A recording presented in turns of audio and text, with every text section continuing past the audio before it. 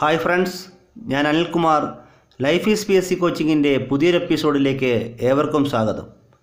എല്ലാ PSC പരീക്ഷകളിലും 3 മുതൽ 5 വരെ ചോദ്യങ്ങൾ ഉറപ്പായും ഉണ്ടാകുമെന്ന് 100% തറപ്പിച്ച് പറയാൻ കഴിയുന്ന ഏക മേഖലയാണ് ഇന്ത്യൻ ഭരണഘടന. ഇന്ത്യൻ ഭരണഘടനയെക്കുറിച്ച് PSC പരീക്ഷയ്ക്ക് പ്രതീക്ഷിക്കാവുന്ന ചോദ്യങ്ങളുടെ ആദ്യ പാർട്ടാണ് ഇന്നത്തെ ക്ലാസ്സിൽ ഉൾപ്പെടുത്തിയിരിക്കുന്നത്. നമുക്ക് ക്ലാസ്സിലേക്ക് കടക്കാം. അതിനു മുമ്പ് ഒന്ന് പറഞ്ഞോട്ടെ, നിങ്ങൾ ആദ്യമായിട്ടാണ് എൻ്റെ ക്ലാസ് കാണുന്നതെങ്കിൽ വീഡിയോയ്ക്ക് താഴെ കാണുന്ന സബ്സ്ക്രൈബ് ബട്ടൺ ക്ലിക്ക് ചെയ്ത് ബെൽ ഐക്കൺ കൂടി എനേബിൾ ആക്കിയാൽ എൻ്റെ ക്ലാസ്സുകളുടെ നോട്ടിഫിക്കേഷൻ കൃത്യമായി നിങ്ങൾക്ക് ലഭിക്കുന്നതാണ്. ഇന്ത്യൻ ഭരണഘടന ഒരു ജനാധിപത്യ രാജ്യത്തിൻ്റെ അടിസ്ഥാന നിയമസംഹിതയാണ് നമ്മൾ ഭരണഘടന എന്ന് വിളിക്കുന്നത്. ഭരണഘടനയെ എഴുതപ്പെട്ടവയെന്നും എഴുതപ്പെടാത്തവയെന്നും രണ്ടായി തരംതിരിക്കാം. എഴുതപ്പെട്ട ഭരണഘടന ലിഖിത ഭരണഘടനയെന്നും എഴുതപ്പെടാത്തവ അലിഖിത ഭരണഘടനയെന്നും അറിയപ്പെടുന്നു. ലോകത്തിലെ ഏറ്റവും വലിയ ലിഖിത ഭരണഘടന ഇന്ത്യൻ ഭരണഘടനയാണ്. ലോകത്തിലെ ഏറ്റവും ചെറുതും പഴക്കമുള്ളതുമായ ലിഖിത ഭരണഘടന അമേരിക്കൻ ഭരണഘടനയാണ്. അലിഖിത ഭരണഘടനയുള്ള 2 രാജ്യങ്ങളാണ് ബ്രിട്ടനും ഇസ്രായേലും. ഇന്ത്യൻ ഭരണഘടനയുടെ ശില്പി, ഇന്ത്യൻ ഭരണഘടനയുടെ പിതാവ് എന്നൊക്കെ അറിയപ്പെടുന്നത് ഭീമാറാവു അംബേദ്കറാണ്. ഭരണഘടന നിർമ്മാണ സഭ. ഇന്ത്യൻ ഭരണഘടന തയ്യാറാക്കിയത് ഭരണഘടനാ നിർമ്മാണ സഭയാണ്. ഇന്ത്യക്ക് സ്വന്തമായി ഒരു ഭരണഘടന എന്ന ആശയം ആദ്യമായി അവതരിപ്പിച്ചത് MN റോയിയാണ്. ഭരണഘടനാ നിർമ്മാണ സഭ രൂപീകരിക്കാൻ കാരണമായ ദൗത്യം ക്യാബിനറ്റ് മിഷനാണ്. ക്യാബിനറ്റ് മിഷൻ ഇന്ത്യയിൽ വന്നത് 1946-ലാണ്. ക്യാബിനറ്റ് മിഷനിലെ അംഗങ്ങൾ 3 പേരാണ്: Pethick Lawrence, Stafford Cripps, AV Alexander. Cabinet മിഷനിലെ 3 അംഗങ്ങളാണ് Pethick Lawrence, Stafford Cripps, AV Alexander. Cabinet മിഷനെ ഇന്ത്യയിലേക്ക് അയച്ച ബ്രിട്ടീഷ് പ്രധാനമന്ത്രി ക്ലെമൻ്റ് ആറ്റ്ലി ആയിരുന്നു. ഇന്ത്യക്ക് സ്വാതന്ത്ര്യം കിട്ടുമ്പോൾ ബ്രിട്ടീഷ് പ്രധാനമന്ത്രിയും ക്ലെമൻ്റ് ആറ്റ്ലി തന്നെ ആയിരുന്നു. ക്യാബിനറ്റ് മിഷൻ ഇന്ത്യയിൽ വരുമ്പോൾ ബ്രിട്ടീഷ് വൈസ്രോയി വേവൽ പ്രഭു ആയിരുന്നു. ഭരണഘടനാ നിർമ്മാണ സഭ രൂപീകൃതമായത് 1946 ഡിസംബർ 6-നാണ്.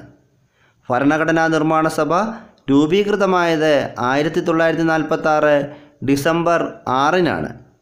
ഭരണഘടനാ നിർമ്മാണ സഭയുടെ പ്രഥമ സമ്മേളനത്തിൽ താൽക്കാലിക അധ്യക്ഷനായത് ഡോക്ടർ സച്ചിദാനന്ദ സിൻഹയാണ്. ഭരണഘടനാ നിർമ്മാണ സഭയുടെ സ്ഥിരം അധ്യക്ഷനായി തിരഞ്ഞെടുത്തത് ഡോക്ടർ രാജേന്ദ്ര പ്രസാദിനെയാണ്.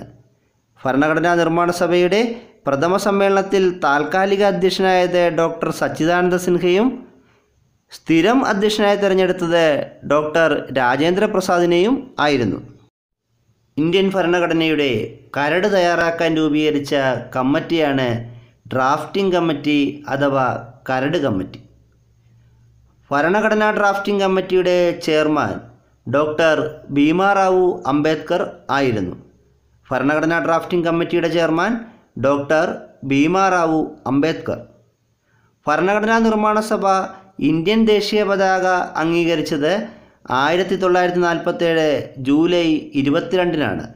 ഭരണഘടനാ നിർമ്മാണ സഭ ഇന്ത്യൻ ദേശീയ പതാക അംഗീകരിച്ചത് 1947 ജൂലൈ 22-നാണ്. ഭരണഘടനാ നിർമ്മാണ സഭ ഇന്ത്യയുടെ ദേശീയ ഗാനവും ദേശീയ ഗീതവും അംഗീകരിച്ചത് 1950 ജനുവരി 24-നാണ്. ദേശീയ ഗാനവും ദേശീയ ഗീതവും അംഗീകരിച്ചത് 1950 ജനുവരി 24. ഇന്ത്യൻ ഭരണഘടന അംഗീകരിച്ചത് 1949 നവംബർ 26-നാണ്. ഇന്ത്യൻ ഭരണഘടനയ്ക്ക് അംഗീകാരം ലഭിച്ചത് 1949 നവംബർ 26-നാണ്. അതുകൊണ്ട് തന്നെ ഇന്ത്യ ദേശീയ നിയമദിനമായും ദേശീയ ഭരണഘടനാ ദിനമായും ആചരിക്കുന്നത് നവംബർ 26-ആണ്. ദേശീയ നിയമദിനവും ദേശീയ ഭരണഘടനാ ദിനവും നവംബർ 26-ആണ്. ഇന്ത്യൻ ഭരണഘടന പ്രാബല്യത്തിൽ വന്നത് 1950 ജനുവരി 26-നാണ്.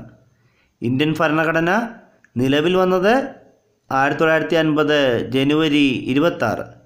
ഇന്ത്യ റിപ്പബ്ലിക് ആയതും 1950 ജനുവരി 26 തന്നെയാണ്.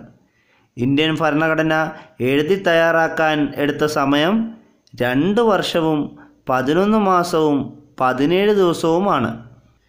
ഇന്ത്യൻ ഭരണഘടന നിലവിൽ വന്നപ്പോൾ ആകെ ആർട്ടിക്കിളുകളുടെ എണ്ണം 395 ആയിരുന്നു. എന്നാൽ നിലവിൽ ആർട്ടിക്കിളുകളുടെ എണ്ണം 465ഓളം ആയിട്ടുണ്ട്. ആർട്ടിക്കിളിൻ്റെ മലയാളമാണ് വകുപ്പ്, അനുച്ഛേദം എന്നൊക്കെ. ഇന്ത്യൻ ഭരണഘടന നിലവിൽ വന്നപ്പോൾ ആകെ പട്ടികകളുടെ എണ്ണം 8 ആയിരുന്നു. എന്നാൽ നിലവിൽ 12 പട്ടികകളാണുള്ളത്. ഷെഡ്യൂൾ എന്നാണ് ഇതിന് പറയുന്നത്. ഇന്ത്യൻ ഭരണഘടന നിലവിൽ വന്നപ്പോൾ ആകെ ഭാഗങ്ങൾ 22. എന്നാൽ നിലവിൽ 25 ഭാഗങ്ങൾ അഥവാ പാർട്ടുകൾ ഉണ്ട്. ഇന്ത്യൻ ഭരണഘടനയുടെ സ്വഭാവം ക്വാസി ഫെഡറൽ ആണ്. ആമുഖം, ഭരണഘടന, കടം കൊണ്ട ആശയങ്ങൾ, പ്രധാനപ്പെട്ട ആർട്ടിക്കിളുകൾ, പ്രധാന ഭരണഘടനാ ഭേദഗതികൾ എന്നിവയുടെയൊക്കെ ക്ലാസ്സുമായി ഞാൻ വീണ്ടും വരുന്നതായിരിക്കും. എൻ്റെ ക്ലാസ്സുകൾ നിങ്ങൾക്ക് ഇഷ്ടമാകുന്നുവെങ്കിൽ ചാനൽ സബ്സ്ക്രൈബ് ചെയ്യൂ, ഷെയർ ചെയ്യൂ. Thank you.